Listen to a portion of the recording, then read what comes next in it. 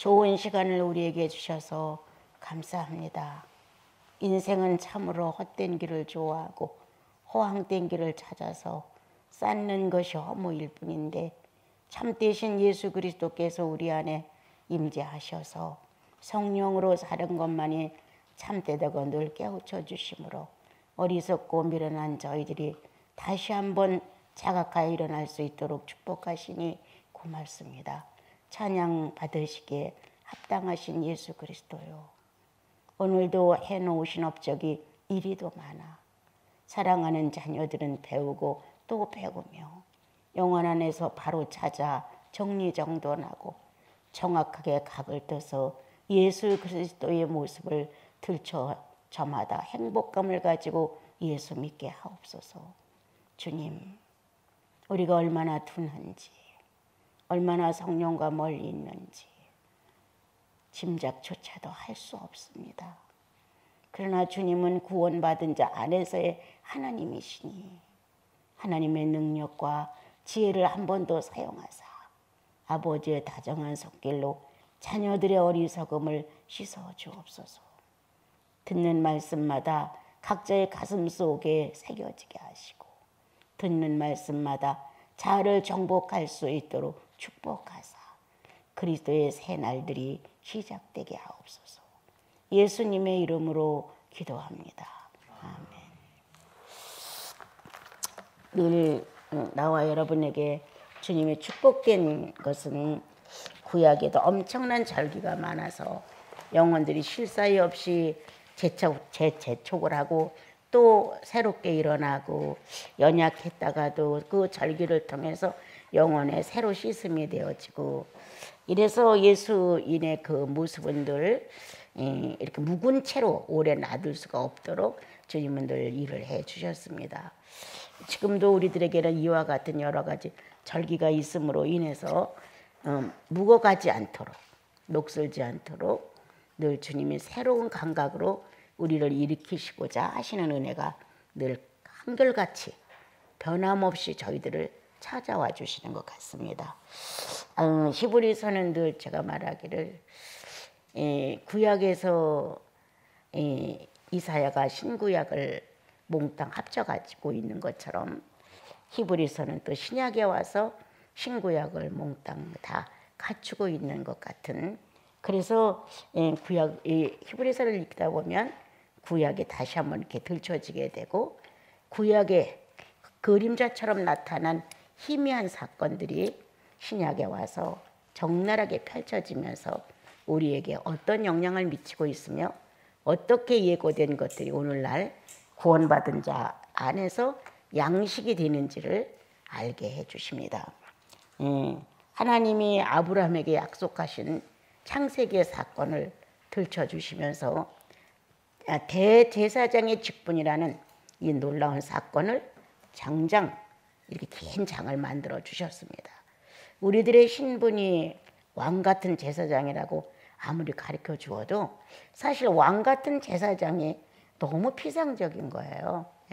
어떤 게 왕 같은 제사장인지를 이게 마음에 와 닿지 않을 수가 있어요. 왜? 왕 같은 족보도 못 누려봤고 또 실력 면에서 그렇게 권위 있는 인격의 최고의 권위를 가지신 대제사장의 신령성에 대해서도 우리는 큰 경험을 해보지 못해서 어떻게 보면 이거는 스쳐가는 문장이고 스쳐가는 성경의 어느 한 페이지인 것 같은 거예요. 그런데 아니에요.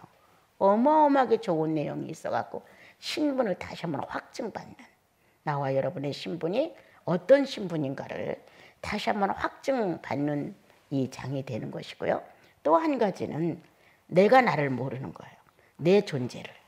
그런데 이 히브리서를 통해서 보면 내 존재가 어떤 존재인가를 발견하게 되는 거예요. 그래서 함부로 나를 막 놓았던 쌍놈의 기질로 악한 사람으로 죄인으로 나를 막 놓고 헛법하게 흐트러 놓고 아무렇게나 살고 이렇게 살았던 나를 다시 한번 자각해서 내가 노선을 잘못 들어섰구나.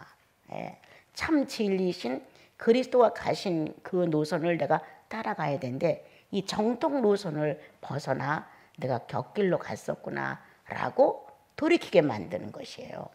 그래서 이제 우리들은 살다 보면 현실이 너무 크다 보니까 현실에 사로잡히는 거예요. 그래서 현실의 방법을 쫓아서 많은 계획도 세보고 설계도 해보고 청사진도 떠보고 이렇게 하지만 예수인에게는 다른 설계가 없습니다. 하나님께서 예수 그리스도를 설계해 놓으셨고 예수 그리스도의 청사진 속에서 성령은 이것을 완성해가는 분으로 우리와 우리 존재 안에 들어와 계셨기 때문에 다른 것은 있을 수가 없는 거예요. 다만 시간을 낭비하는 것이다. 곁길로 들어가서 시간 낭비하고 고생하고 그것을 성공시켜 보려고 안가슴을 쓰지만 성공은 아주 멀고 보이지도 않는다. 왜? 예수 그리스도가 가로막고 있기 때문에. 성도의 옳은 길이 아닌 것은 결코 주님은 허락할 수가 없는 거예요. 그러니까 암담하게 만들고 실패하게 만들고 그리고 뭔가 어둡고 침침해서 갈 길이 어떤 건지를 방향 제시가 안 되게끔 하시는 거예요. 그는 나와 여러분을 사랑하기 때문에 그래요. 내가 너를 지킨다. 내가 너를 보호한다. 내가 너를 책임져. 이런 각오를 가지시고 우리를 이끌어 가기 때문에 우리들의 계획과 우리들의 설계대로 되어지지 않는 게 큰 은혜인 거. 그래서 이제 히브리서를 통해서는 자 신령에 대해서 조금 더 눈을 떠보자. 환상을 보고 감정이 부풀고 예언을 받아내고 이런 신령성이 아니라 자 나와 여러분은 정상적인 인격의 신령성이 뭔가를 배워야 한다. 인격의 신령성을 배우지 못하면 죽는 날까지 감정받아. 감정에 휩쓸려서 감정에 따라 자기를 표현하는 거예요. 우리는 감정보다는 지성과 의지가 바로 서야 되는데 아직도 이 신령성에 대해서 말하려면 감상적이고 감정적인 거예요. 그래서 이 감정적인 대로 많이 흘러가고 거기서 뭐나 좀 얻어내지 않을까? 거기서 얻어낸 걸로 내가 통곡이라도 하고 울음이라도 좀 터뜨리고 또 아니면 거기서 얻어낸 걸로 기뻐서 모든 게 다 염려가 사라지고 나 혼자 축복받은 것 같은 이런 아주 충분한 어떤 흥분성 이런 걸로 우리는 착각을 하고 남들이 알지 못한 어떤 비밀스러움을 나만이 경험하는 것 같아가지고 어떤 환상적이고 환각적이고 이러한 혼란을 빚는 인격 없는 감정을 신령성이라고 놓을 때가 많은 거예요. 그런데 성경은 그렇게 돼 있지 않아요. 하나님이 사람을 만드실 때 진리와 그리고 형상이라는 이름 안에 신격과 인격을 동시에 겸하여 움직여 가셨기 때문에 그 모습이 정확한 치수 안에서 작동되지 아니하면 그건 이탈이에요. 거기다는 하나님께서 어떠한 방법을 세우실 수가 없는 거예요. 그런데 우리는 내 인격이 얼마나 삐뚤어졌고 얼마나 어긋났고 얼마나 정상 수치에 안 맞는지를 우리는 몰라요. 그렇기 때문에 그냥 뭔가 신적 어떤 감각이 좀 오면 막 흥분하고 그게 다인 것 같은 거예요. 그리고 뭔가 나는 신을 깨닫는 것 같은 거예요. 신을 경험하는 것 같은 거예요. 이러한 우리가 좀 엉뚱한 식의 신앙을 갖고 살지는 않는가 점검을 해보시면서 신령성, 대제사장이라는 이런 위치와 이러한 어떤 직분과 이런 것들을 주님이 이 땅에 내놓으셨다고 하는 것은 그냥 듣기 좋게 보기 좋게 이러기 위해서 허황된 어떤 직분을 위해서 이걸 내는 게 절대 아니죠. 그래서 오늘 이렇게 이 히브리서는 대제사장의 위치가 얼마나 위대한 것인가. 그리고 대제사장으로 예수 그리스도가 출발해 오셔서 그 안에서 믿음을 확증한 구속을 확증한 복음이 확고한 이러한 하나님의 자녀들은 대제사장의 혈통에서 출발한 전혀 변색될 수 없고 변질될 수 없는 확실한 혈통이라는 걸 우리에게 알려주는 거예요. 그래서 이러한 것을 이제 배우게 되면 어디 가나 자기가 이 심령 안에서 대제사장의 혈통이 있나. 이게 안 끊어져요. 함부로 나를 그렇게 할 수 없지. 감정대로 움직일 수 없지. 생각대로 움직일 수 없지. 이렇게 대제사장이라는 직분 속에 속해 있는 나를 감각하게 되어요. 그래서 이제 오늘 이제 하나님께서는 우리는 아론이 제사장이었어요. 그래서 아론의 제사장이라고 하는 건 육체를 통해서 나오는 혈통을 이어가는데 여기서 예수 그리스도는 아론의 혈통에서 나는 것이 아니라 멜기세덱의 혈통을 통해서 나왔다는 것을 계속 강조하고 있어요. 또 주님은 이렇게 레위 지파 이런 대로부터가 아니라 유다 지파를 통해서 나온다는 이런 언약이 있었어요. 그래서 우리들이 읽을 때는 어떻게 보면 혼란스러운 거예요. 왜 여기서는 이렇게 말했는데 여기서는 이렇게 말하는 걸까? 또 여기서는 이렇게 대제사장이라고 하고 또 여기서는 왜 이렇게 이런 면에서 대제사장이라고 했을까? 이렇게 이제 생각을 할 수가 있는데 하나는 육체를 따라 그런 질서가 있는 것이고 하나는 육체가 아니라 영에 따라 그런 내용이 있는 거예요. 그래서 성경을 보면은 영적인 대제사장의 혈통 속에서 이루어지는 것, 겉으로 드러난 육체의 혈통 속에서 이루어지는 것, 이렇게 이제 보면서 육체로 시작된 것은 육체로 마치면서 연약하다는 결론. 아직은 연약해서 어떻게 할 수 없는 자기 자신 하나도 대제사장으로서의 속죄가 허무한 이룰 수 없는 이런 것이 육체를 따라 하는 것이고 영적으로 이루어지는 것은 절대 변질이 없는 확실한 한 번 정리되면 영원까지 연속되는 것 이렇게 정리가 정확하게 성경은 되어 있습니다. 그런데 사람들은 이제 또 나도 그런 일종의 한 사람이겠죠. 7, 80을 살면서 7, 80의 결론을 내리고 싶은 거예요. 이 땅에서 예수 믿는 게 7, 80년이라면 7, 80년 속에서 나라는 한 존재의 신앙인이라는 것을 자랑하고 싶은 거예요. 그런데 주님은 7, 80년 수의 육체가 가지고 있는 그것을 자랑하지 아니하시고 영원한 예수 그리스도가 영원히 살고 간 연수에다 우리를 딱 찍으셨어요. 네, 거기다 넣어주시는 거예요. 아론의 혈통에다 우리를 넣어서 딱 찍은 게 아니라 예수 그리스도가 살고 가신 대제사장의 혈통에다 우리를 집어넣어 주셔서 영원하다 하셨어요. 네, 그래서 이제 오늘은 한번 이런 내용을 보면서 대제사장 아브라함을 만나 이제 약속을 하셨어요. 네가 하늘의 별만한 만큼의 숫자의 민족을 이룰 것이다. 바다의 모래만큼이나 많은 숫자를 이룰 것이다. 그렇지만 그 당시에 아브라함은 자식을 낳을 수 없는 모습이었어요. 이게 얼마나 어울리지 않는 말이에요.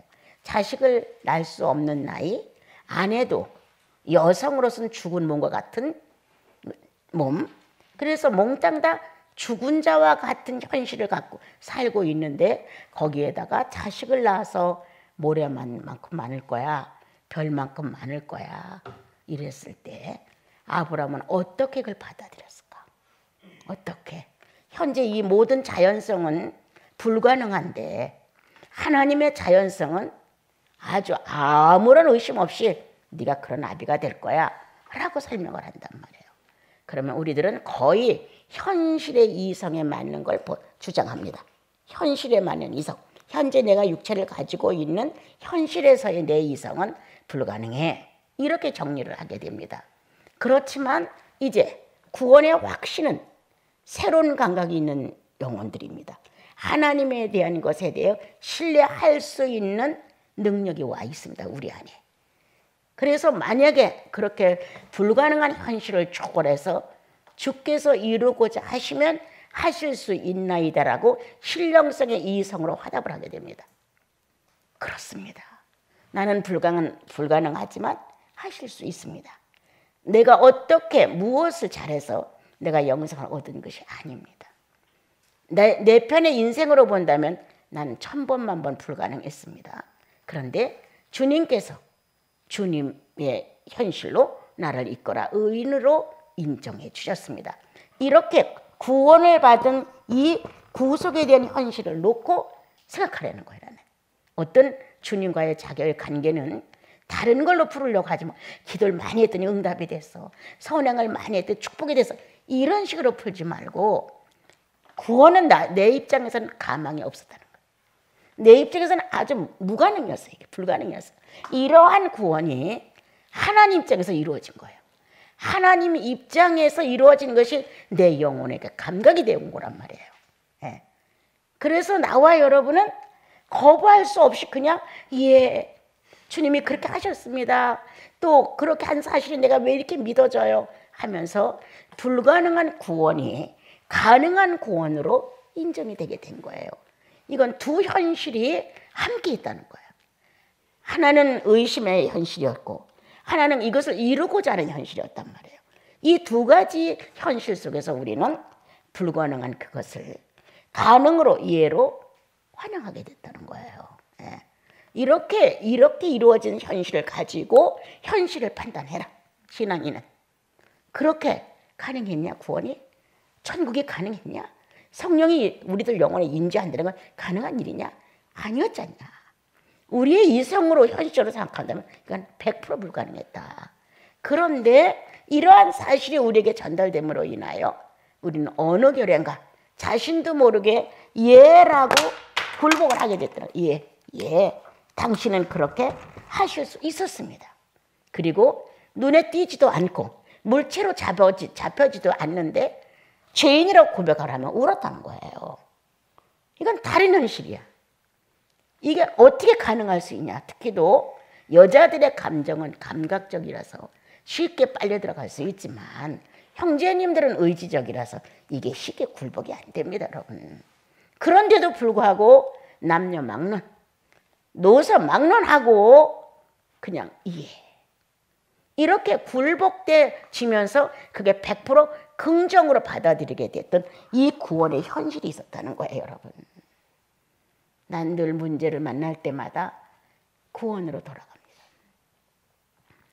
사망, 생명으로 옮겼다? 아무런 의미도 없었어요. 이게 무슨 예수가 없었다면 이 말이 무슨 의미가 있었어요. 그런데 예수님을 영접하고 나니까 사망에서 생명으로 옮겼나니라가 왜 이렇게 믿어져? 왜 이렇게 믿어지냐고. 뭐가 현실적으로 하나 입증할 만한 게 있느냐고. 근데 마음에서 이게 믿어지잖아요. 사망에서 생명으로 옮겨놓으니라. 주여 고맙습니다. 감사합니다. 그렇습니다. 의문이 없는 거예요. 이런 현실이 구원 속에 있었다.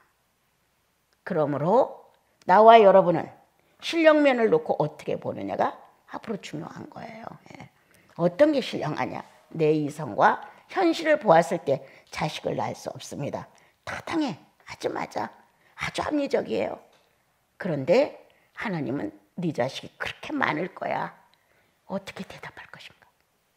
나는 이러한데도 불구하고 주님은 이루실 수 있습니다. 이렇게 고백할 것인가? 아니면 정말 불가능을 초월할 수 있는 주님만이 생명에 대하여 이루실 수 있다는 어떤 확신? 어떤 거냐는 거예요. 그냥 하나님께서 그렇게 하니까 예, 하나님은 이루실 수 있습니다. 이거냐? 아니면 내 영혼 안에 구원을 만났을 때 이러한 두 현실이 발버둥을 치면서 한 현실로 나를 넘겨줬잖아요. 그래서 구원이 이루어졌단 말이에요. 이 현실로 나를 그대로 당신은 생명이시게 할 수 있습니다. 이렇게 정확하게 의지화시켜서 믿을 수 있느냐는 천지 차이예요. 예. 많은 사람들이 믿음 좋다고 하는데 자기 감정 굴복이에요. 감정, 의지 굴복이 아니에요. 당신은 그렇게 하실 수 있습니다. 감정 굴복이에요. 예. 그 감정이 부풀을 때는 주여 내가 순교도 할 수 있습니다. 이렇게 나올 수 있다는 거예요. 주께서 원하시면 나는 목숨 있고도 다 드릴 수 있습니다. 감정 굴복이에요. 그러나 현실로 정말 냉정하게 드러나면 도망가고 싶은 거예요. 현실에서는 이게 응해진다고 하는 게 너무 두렵고 무서운 문제가 되는 거죠. 예. 그래서 구원의 문제를 놓고 불가능과 가능의 문제를 주님이 하나로 만드셔서 하나님의 목적대로 성취되었다는 거예요. 예. 그런데 주님이 오늘 아브라함을 향해서 이렇게 하신 것처럼 나와 여러분에게도 어느 날 예수 그리스도에 대한 복음을 전달해 주셨을 때 이건 꿈이나 환상이나 망상으로 된 것이 결코 아니고 하나님의 아들 예수 그리스도가 사람의 아들이라는 칭호 속에서 소개가 되어요. 처음에 사람으로 왔으니까. 그런데 얼마 안 가면 하나님의 아들로서의 모습으로 구원주로 등장을 하게 되는 거예요. 사람의 아들로 잉태를 해서 우리와 똑같은 사람이다라는 거예요. 그러한 분이 하나님의 아들로서의 우리들에게 구속주가 되었다고 설명을 하는 거예요. 그런데 이 사람의 아들로 믿었던 그가 어느 계련과 나와 여러분들 속에서는 하나님의 아들로 영접이 되는 거예요. 이게 얼마나 신기해요, 여러분? 그냥 나 말씀 듣고 그냥 감동받아서 예수 영접해서 이게 아니에요, 여러분들.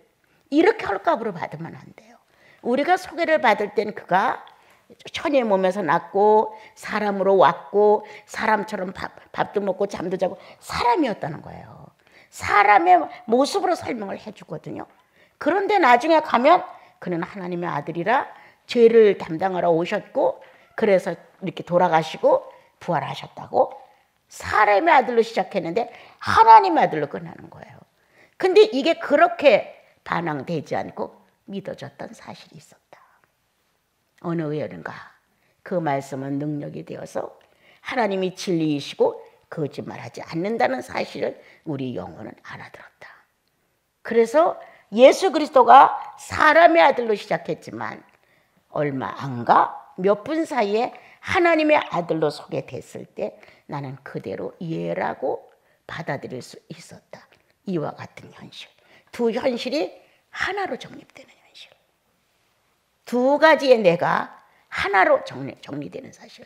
이러한 것이 우리들에게 있었다는 거예요. 엄청난 신령이다. 네, 엄청난 신령인 거예요. 이렇게 분명하고 확실한 것으로 나와 여러분이 예수를 바로 믿어가는 것이 하나님의 거듭남을 안고 있는 사람들의 현실이고 그것이 바로 나와 여러분의 신앙이 될 수 있는 거예요.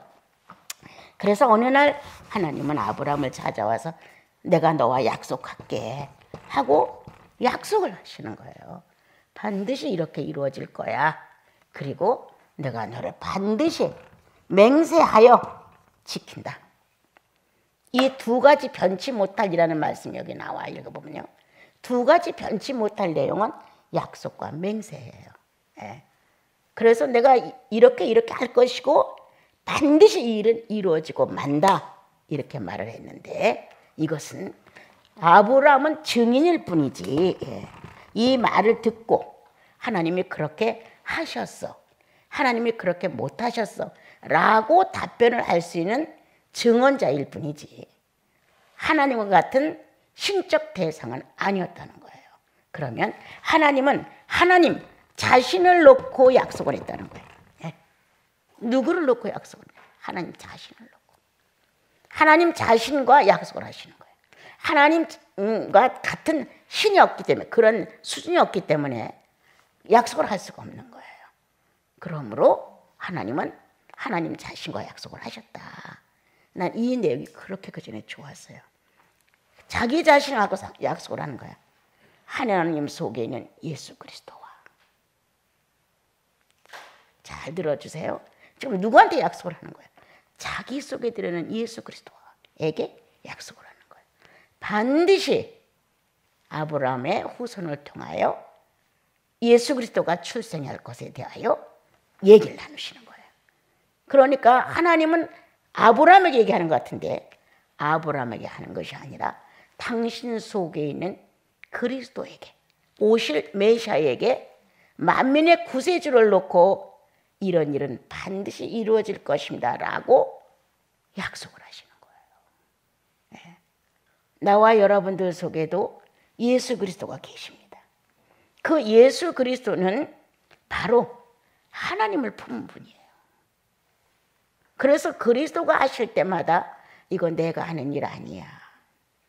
내 아버지께서 하는 일이야. 나는 그에게서 보고 들은 것을 말할 뿐이지 나는 내 스스로 하지 않아. 이렇게 주님이 말씀하시면서 예수님 자신 안에 하나님 존재가 있다는 사실을 늘 가르쳐 주신 거예요. 그럼 이런 사실을 보면서 하나님 안에 오실 예수 그리스도를 놓고 선약을 하시는 하나님 자신, 영원한 어긋남이 없는 그대로 실천할 수 있는 자신의 완벽을 놓고 완성을 놓고 약속을 하셨다는 거예요. 누구도 하나님의 약속의 대상이 될 수는 없다는 거예요. 근데 그게 보이지 않는 세계 하나님 속에 있는 앞으로 나타나실 하나님 자신이신 예수 그리스도와 약속을 하시는 거예요. 참 이렇게 아직도 오실 예수 그리스도가 아주 먼 세월 속에 있는데 하나님의 현실은 아주 가깝게 메시아가 현실적으로 등장하는 것을 실감하고 계셨어요. 이렇게 이제 해서 약속을 하시면서 이제 내가 반드시 너의 혈통을 통해서 이와 같은 일을 할 거야. 그리고 하나님의 거룩한 기업을 이어받는다. 예. 기업을 이어받을 자를 선택하는 내용이에요. 이게 하나님 나라의 기업을 이어받을 자를 반드시 하나님의 씨로 형성한다는 거예요. 예. 기업을 이어받을 자를. 그래서 아무리 첫사람일지라도 자 아담을 놓고 말씀하신 것이 아니라 새로운 혈통 예수님을 놓고 기업을 이을 자를 선택하신다는 거예요. 기업 이을 자를.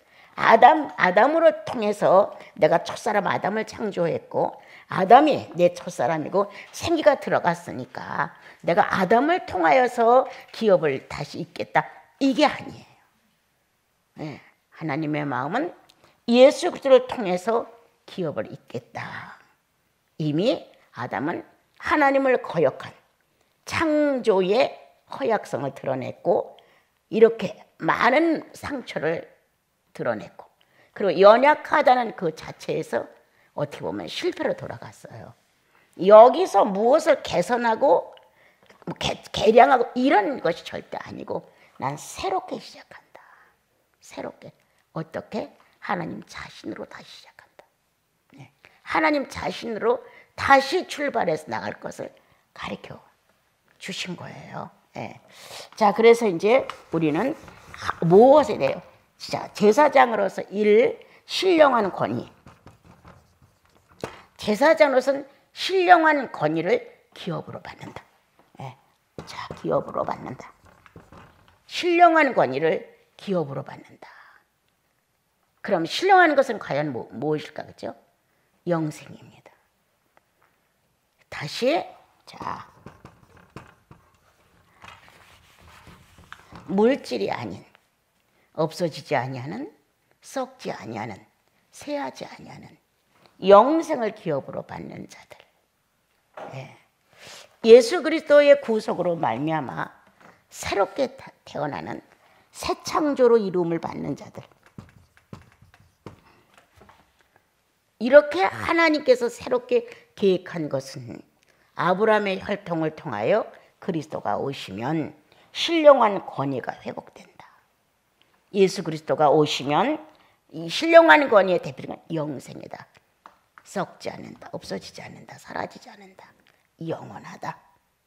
자, 그래서 새 창조. 옛사람으로 구성된 것이 아니라 새 사람으로 구성된 것을 의미한다. 그러면 여기에 대표적인 내용은 성령이십니다. 예. 새로운 창조. 그것은 생기가 들어가서 어떻게 보면 실패의 일면을 보였지만 성령은 실패하지 않습니다. 하나님 자신과의 약속을 이루기 위해서라도 성령은 어떤 수모와 어떠한 고난을 겪는다 할지라도 성도 안에 들어가 새 창조의 인격을 상실하지 않습니다. 그대로 이끌어갑니다. 하나님이시니까. 그래서 이제 이와 같은 것을 이제 하면서 우리는 새로운 기업을 이을 자들이다. 이렇게 허무하고 인생사고 우리가 어느 정도 추구하다가 7, 80년 되면 아무런 의미 없이 다 놓고 가는 이러한 것들이 아니라 영원한, 지금은 이해되지 않지만 하나님 자신이 존재하는 그러한 영원성의 기업을 이을 자들이라고 말합니다, 여러분. 그래서 이제 제사장이 있고 대제사장이 있는데, 우리들이 알아듣기 쉽게, 그죠? 이런 성전을 위해서 봉사하는 사람들의 혈통, 이것도 역시 구별된 것입니다, 여러분. 율법과 복음이 확실하게 구분이 됩니다. 이방인과 유대인이 구분이 됩니다, 여러분. 이 세상이 아무리 훌륭하다 해도 예수인과 예수인이 아닌 건 확실하게 구분이 됩니다. 그래서 이제 제사장과 대제사장은 약간의 구별이 됩니다. 혈통적인 대제사장은 예수 그리스도 영적으로 혈통, 거기에서 우리들이 나오는데 미성장적이다, 조금. 미성장적이다. 그렇게 대제사장의 역할을 할 만한 용량이 딸린다. 자, 대제사장으로 선택이 됐느냐가 제일 문제예요. 대제사장으로 선택이 됐느냐. 자, 주님은 12명의 제자들을 선택하셨어요. 그런 중에서 야고보와 베드로와 요한 세 사람은 늘 함께 하셨어요. 그래서 그리스도가 살고 가신 현실의 모든 것들을 비밀스럽게 많이 알고 있었어요. 그러나 예수님 살아 당시에는 그냥 동일한 제자들 뿐이었어요. 그러나 그들이 이렇게 그리스도와 함께 사는 흔적이 성령을 받아 가지고 달랐어요. 엄청 달랐어요. 그러면 주님이 다 똑같이 12를 선택했다 할지라도 3명은 유난스러웠다. 주님의 선택권이다. 이거는 주님의 선택권에서 어떻게 되는 건 할 수가 없어요. 달리다금이라고 죽은 자를 살리는 것도 이들만 알았어요. 제일 먼저 3일 만에 부활할 것도 이들에게 먼저 알게 하셨어요. 그러니까 이러한 비밀에 대하여 예수 자신에 대하여서 알 수 있는 이것은 이분의 선택권이에요. 12명도 이분의 선택권이에요. 그러나 구분이 되는 거예요. 이 똑같이 선택을 했지만 세 분은 또 한 번의 선택권. 그래서 더 많은 양을 저장하고 더 많은 걸 가졌던 거예요. 그렇다면 제가 느끼는 거예요. 이건요, 제가. 그렇다면 이들이 가지고 있는 용량이 달랐을 것이다. 제가 아무것도 아닌 주제에 그래도 주님을 사랑하고 싶은 마음속에 참 애를 많이 태웠어요. 그러면 다른 사람들의 성인전을 보게 되면 그래도 적어도 이제 우린 지금은 개신교니까 나는 그 성인전들은 좀 캐톨릭적이죠. 그런데 보면 거의 다 10년이나 20년이면 성인이 됐어요. 남들이 볼 때에도 기적이 일어나고 인품이 뛰어나고 많은 사람들이 감동을 주고 그래서 성인이 됐어요. 그런데 우리는 개신교같이 태어난 우리들에게는 어떤 성인의 흠모성이 없어요. 그들을 본받고자 하는, 어떻게 하면 예수님을 저렇게 사랑할 수 있었을까? 어떻게 하면 자아를 저렇게 포기할 수 있었을까? 어떻게 하면 저렇게 자기 자신을 부인할 수 있을까? 이러한 대상이 우리에게는 거의 없는 거예요. 그런데 천주교 성도들은 앞서간 이렇게 전폭적으로 자신을 버린 사람들이 있었단 말이에요. 성인들이. 그러니까 이분들이 흠모의 대상이 되고 쫓아가다 보니까 또 그런 사람을 낳고 또 그런 사람이 나오는 거예요. 그래서 시대에 정말 특별한 거목들이 나오고 별들처럼 떠서 환히 비춰줬어요. 그런데 우리들은 이 개신교는 특별히 그런 것이 부족해요. 없어요. 그렇지만 이제 우리가 각자가 구세주가 확실하니까 좀 더 본받고 싶은 열망이 다 있겠죠. 그만큼 내가 했다면 내 생각에 나도 그만큼 했다면 과연 성인이 될 수 있었을까? 아니면 내 용량은 여기서 끝나는 걸까? 왜 내겐 끊임없는 그와 같은 도전성도 부족하고 그와 같은 환경도 이루어지지 않고 그럼 나는 여기서 머물러야 되는 것인가? 이렇게 나도 많이 고민하는 사람이에요. 하나님의 사람들이 간 길을 보면은 끊임없이 주님을 추구하고 영혼의 성화가 성령을 크게 한 번씩 경험함으로 바꿔지는 거예요. 예. 그렇다고 우리 개신교가 이게 없다는 거 아니에요. 있어요. 한 번씩 주님과 깊은 교제 속에 들어가게 되면 지성소까지 발을 딱 딛게 되면 거기서부터 성령이 큰 역사를 하기 때문에 바꿔지는 거 있어요. 예. 그런데 너무 산발적이라 우리 개신교는 몽땅 그분을 주입해서 골몰하고 사랑하고 그렇게 들어갈 수 있는 환경이나 이런 게 수도원이다, 구별됐다, 이런 특징이 우리에게는 거의 없는 것 같아요. 그래 나 자신도 이렇게 그렇게 많이 생각해. 야, 난 용량이 다 됐나? 난 아무리 노력해도 더 이상은 발전할 수 없는 걸까? 아니면 왜 난 노력이 이렇게 나이 먹으면서부터 점점 저조하는 것일까? 이렇게 나도 많이 고민을 해요. 이렇게 12명도 주님이 선택을 했지만 그 중에 3명은 또 다른 선택이었다는 거예요. 예. 그럼 나는 이들이 가지고 있는 용량이 난 틀리다고 생각해요. 예. 하나님께서 사역을 할 수 있는 범위가 틀리다는 거예요. 하나님께서 속성으로 그들 가슴 속에다 당신의 속성을 넣고 일을 할 수 있는 용량이 이들은 이들보다 낫다는 거예요. 나도 그런 걸 좀 생각하거든요. 맞아. 난 용량이 안 돼. 그렇다고 내가 지금에 와서 이런 것이 내가 원하는 만족감을 바라는 거고 안 된다고 해서 나를 포기하느냐? 그건 절대 아니에요. 아니에요. 내가 이 땅에서 내가 얼마만큼 그렇게 나를 버리고 주님을 인정하고 주께서 원하시는 신령성에 내가 매진할 수 있고 그리고 좀 더 진지하게 평화를 느끼고 내 영혼 안에 성령의 흐름이 장애물 없이 오르내리시고 이렇게 할 수 있기를 원한단 말이에요. 바깥에서 나를 어떻게 점수를 놓든 기적이 일어나든 안 일어나든 관심 없어요. 그런데 어느 때 나는 용량이 다 됐는가? 이것이 내 끝인가? 더 이상 노력을 해도 난 더 새로운 어떤 주님의 축복을 받지 못하는 걸까? 이런 생각을 하다가 어느 날 갑자기 이런 생각이 들었어요. 나는 고난에 무지해. 나는 그리스도의 고난에 무지한 거예요. 고난에 대하여 체험이 되어야 예수의 만찬을 이해할 수 있는데 난 예수의 만찬을 이해 못하는 거예요. 정말 내 살이야 내 피야. 광야에서 그렇게 먹을 것을 달라고 아우성을 치니까 만나와 메추라기를 보냈어요. 더 목마르다고 아우성을 치니까 생수를 터뜨렸어요. 그래서 하나님께서는 고난 중에 만찬이 이루어지게 하셨어요. 고난 중에. 어렵고 힘든 과정에서 막 반항을 한 거예요. 이들이. 왜 나한테 유익한 것을 안 주십니까? 필요한 대로 공급을 하셔야죠. 이 광야에서 우리는 줄여 죽습니다. 물도 못 먹고 죽는다고요. 이런 반항 속에서 나오는 만찬이었다는 거예요. 나는 그러한가? 절대 아니죠. 네. 그러한 반항 속에서 내가 만찬을 했다면 난 더 이상 가능이 없을 것이다. 그런데 아니야.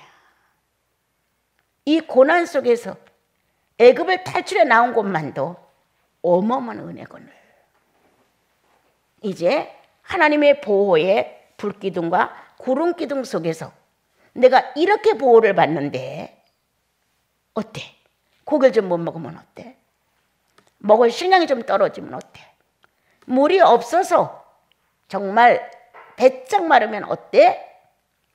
애굽으로부터 나온 곳만도 엄청난 축복인데 이렇게 내가 그 안에서 이러한 만찬을 정말 내가 감사함으로 하는가? 그렇다면 나는 내 자연성에 대해서 지금 지고 있지 않은가?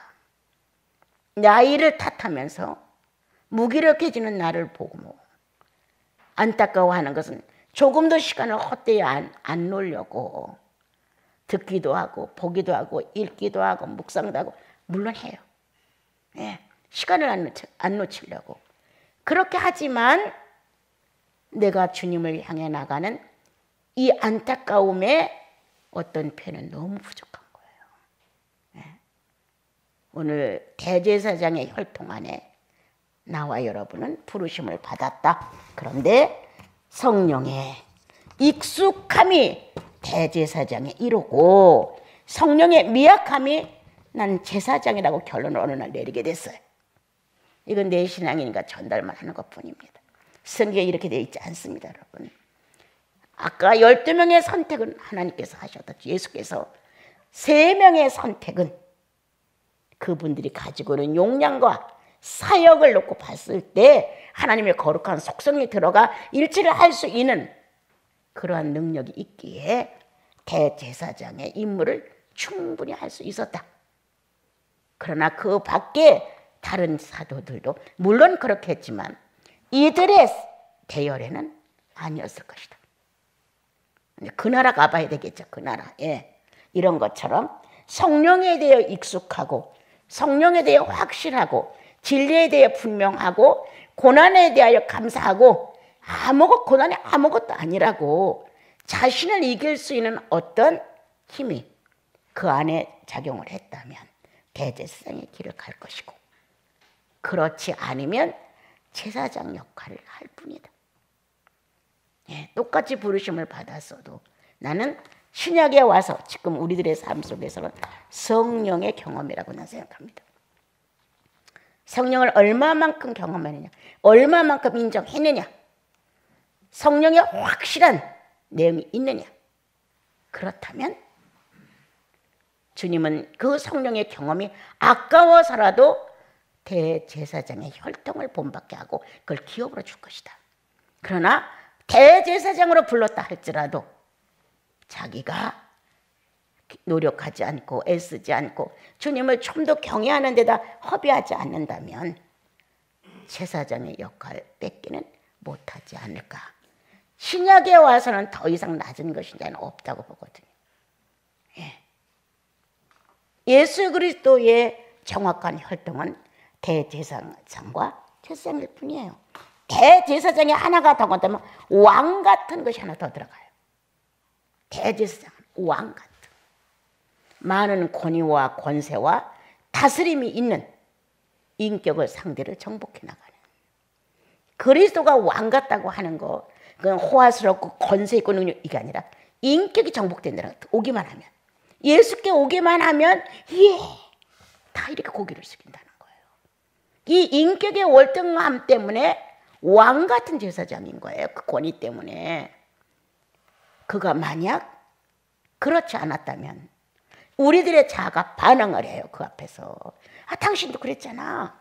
당신도 그랬다고. 당신도 이럴 때 이랬고 당신도 이럴 때 이랬어 하면서 이 마음 안에 자아의 전쟁이 일어나면서 그 예수 그리스도의 약점을 물고 늘어지면서 절대 굴복 안 합니다, 여러분. 그런데 왕 같은 권위는 하나님께 순복한 자아가 내 죄인의 자아도 정복하더라. 인류의 전체의 자아가 그리스도의 자아를 만나면 고개를 숙일 수밖에 없어요. 이게 왕 같은 제사장. 하나님의 목적을 달성한 그분의 뜻에 순응해 준 이러한 권위를 우리는 오늘 새롭게 배워보자. 왕 같다는 것 그냥 이 세상의 의식을 가지고 어떤 권세, 권력 이런 걸로 하는 그것이 아니다. 그래서 이와 같은 은총을 우리가 다 받은 사람들인데 이제 이러한 대제사장의 역할 속에서도 어떤 역할을 해나가면서 주님을 섬겨갈 것이냐 아니면 제사장 정도의 신약에서는 한가 두 밖에 없는 거예요. 이 정도 수준에서 나는 그냥 갈 것이냐 그렇게 되는 거죠. 자, 그래서 주님은 그 안으로 우리 아까 읽은 것 중에서 들어가셨느냐 지성소로 들어갔어요. 자, 그래서 우리들이 성막을 보게 되면 이렇게 회막에서 이렇게 해서 하나는 성소 여기를 성소로 하고 여기를 지성소라고 그래요. 자, 신약으로 내려와서 우리가 지난번에 배운 것처럼 하나님의 깊은 곳을 통달할 수 있는 성령은 지성소에 존재하시고 있는 거예요. 하나님의 깊은 곳이 지성소예요. 그러면 이 하나님의 깊은 곳에는 뭐가 있었느냐? 만나와 쌍난 지팡이와 돌비가 들어있었습니다. 하나님을 증명하는 것, 예수님을 증명하는 것, 성령님을 증명하는 성삼위를 증명할 수 있는 세 가지가 지성소 안에 들어있었습니다. 이 지성소 안에서 하나님이신 분, 예수님이신 분, 성령이신 분이 어떠한 내용을 하나로 묶는다. 처녀가 잉태하여 아들을 낳을 것이다. 다른 말로 성령으로 된 것이라. 두 가지로 보는 거예요. 똑같은 내용이야. 처녀가 어떻게 잉태를 하겠냐? 성령이 아니면. 그래서 한쪽에서는 성령으로 잉태된 것이라, 한쪽에서는 처녀가 잉태하여 아들을 낳을 것이라. 이렇게 되지만 하나예요. 이와 같은 하나님의 깊은 비밀이 출발될 수 있는 것이 지성소예요. 그럼 지성소는 어떤 것이냐? 세 분의 의지가 하나의 의지로 있는 곳을 말하는 거예요. 존재성, 분리가 될 수 없는 확실한 존재성이 지성소에 들어있는 거예요. 성부의 의지와 성자의 의지와 성령의 의지가 하나가 되어 있는 거예요. 어떤 분이 하나님인지, 어떤 분이 성령인지, 어떤 분이 예수님인지 구분이 안 되는 거예요. 한 분일 뿐이에요. 스스로 존재자가 전지전능하신 분이 하나로 되어 있는 거예요. 이게 지성소예요. 자, 그렇다면 나와 여러분이 예수 믿고 나면 우리들의 영혼 안에 하나님이시고 성자이시고 그리고 성령이신 이 성삼위가 내 안에 지성소라고 자리 잡으시고 존재하신단 말이에요. 성령이 너와의 거하는 것을 네가 알지 못하느냐? 이렇게 말했단 말이에요. 그럼 이 안에 내가 무엇을 해서 되는 게 아니라 이 안에 세 분의 의지로 똘똘 뭉친 전지전능하신 분이 존재한다는 거예요. 이분이. 내가 고민하는 것은 이분이 발견되지 않을 때 안타까운 거예요, 지금. 예. 내 나이에 맞는 신앙인이 돼야 된단 말이에요. 세상에서 유명해지고 잘 살고 권세 있고 인기 있는 거 이거 관심 없어요. 예. 그거 문제 하나도 안 돼요. 나는 내 속에 나를 지성소라, 주님이 내 영혼을 지성소라 하셨는데 여기는 하나님이시고 성령이시고 그리고 성자이신 주님이 내 안에 존재한단 말이에요. 분리되지 않는 하나의 하나님으로. 그래서 창세전에 아버지와 함께 가졌던 영화로서라고 예수 그리스도가 죽음을 앞에 놓고 기도하셔서 승천에 오르셨던 내용이 있어요. 예. 그런 것처럼 내 안은 세 분의 하나님이 하나의 하나님으로 창세전의 모습으로 존재하신다는 거예요. 예. 이렇게 되어야 여기서 우리는 이 세 분의 의지가 하나가 되어서 나를 올려주는 거예요. 그 의지가 한 번씩 움직여서 나한테 전달을 하는 거예요. 이 세 분의 의지가 전달되면서 알리는 게 예수냐, 아니면 성부냐, 아니면 성령이냐예요. 그러나 세 분의 의지가 합의되지 않는 한 분리해요. 안 돼요. 나는 이 놀라운 사실이 내 영혼 안에 존재됨이 어느 날 알려졌을 때 이렇게 소리를 질렀어요. 그렇구나. 세 분의 의지가 하나의 인격체가 돼서 하나야. 누가 와서 아무리 뛰어놀려고 분리해도 안 돼. 그런데 사람을 바깥에다 창조해서 내어놓기 위하여 세 분의 하나님의 역할로 이거를 나누신 거예요. 그래서 하나님의 시대가 있고 성자 시대가 있고 성령 시대가 있다고 우리에게 가르쳐 주시고 여기다 기록을 하셨어요. 예. 그러면 그때 모든 것이 나오지 않았을 때 세 분의 하나님이 같은 의지로 활동을 해서 천지창조를 하셨는데 지성소였다. 성막을 만들어 놓으시고 지성소와 성소를 만들어 놓고 제사장들로 하여금 지성소에 하나님의 영광이 가득 차고 거기서 속죄가 이루어지고 하는 여기에 우리는 하나님의 의지가 세 분의 의지가 하나로 존재하는 것을 알게 된다. 그럼 오늘날 우리 안에 내 안에 지성소다. 내 영혼 안에 거룩히 성별되고 보혈로 축복을 받고 성령으로 충만한 그럼 내 영혼 안에 세 분의 하나님이 하나의 하나님으로 한 번의 의지로 움직여서 나를 깨우신다. 성부를 알리신다. 그가 어떤 진리의 형상으로 존재하시는지. 성자를 알리신다. 얼마만큼 그가 죽음이라는 것에 대해, 고난이라는 것에 대하여 일을 하셨는지, 그리고 얼마만큼 하나님 자신을 소중히 여겼는지. 또한 이 세 분의 의지가 한번 움직이면서 성령을 소개하신다. 생기시대로부터 시작해서 지금 성령시대에 이르기까지, 지금은 성령시대로서의 마감을 하는데, 우리가 이렇게 주저앉아가지고 아무것도 모르고 있는 것 같은 거예요. 이렇게 나는 오늘 여러분들에게 얼마나 가치가 있는 사람들인가를 재발견하기를 바라요. 예. 성령이 이렇게 성소에 한 면을 담당한다고 하는 건 하나님의 담당을 한 분이에요.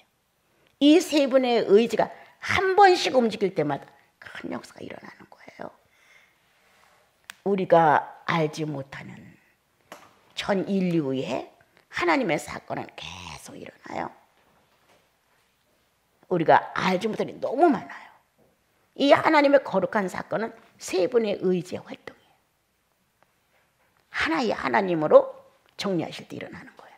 그럼 나와 여러분의 영혼 안에도 성삼위가 존재하시는 지성소의 영혼이, 거듭난 영혼이 지성소예요.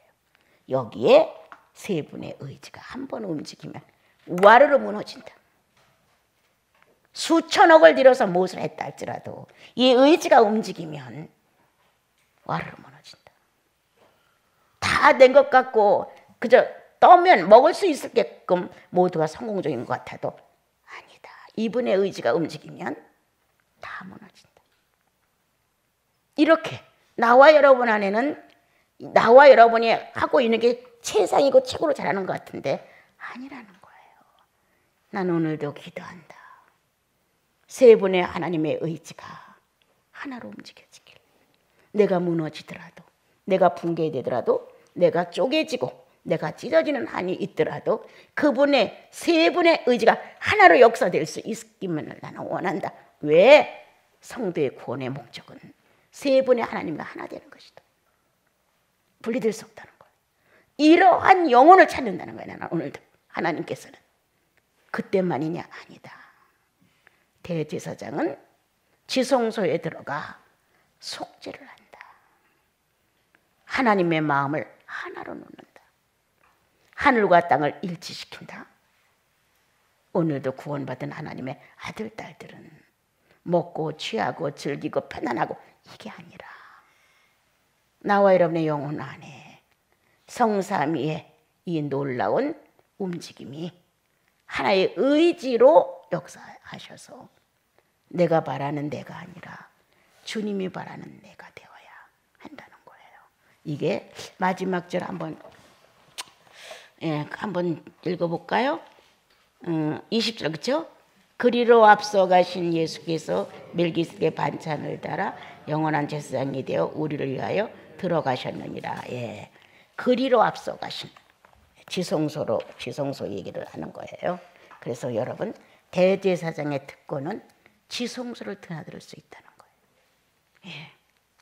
여러분과 나는 자신 있게 마음 영혼 안에 지성소를 주님께 얼마든지 열어서 같이 드나들 수 있고, 또한 나와 여러분의 옳은 행실과 주님을 열망하는 간절함이 우리 영혼에서 일치되는 순간에는 우리는 그분의 마음을 열고 들어가는 거예요. 지성소로 들어가는 거예요.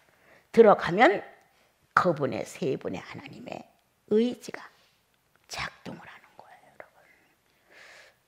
조금 성령 충만이다, 감동이다, 감하다, 깨달았다, 이게 내 문제가 아니에요. 제 문제는 내 마음 안에서 이와 같은 지성소 안에 세 분의 의지가 하나의 의지로 딱 연결되는 순간에 이루어지는 이 파동에 대하여 나는 경험하고 싶은 거예요.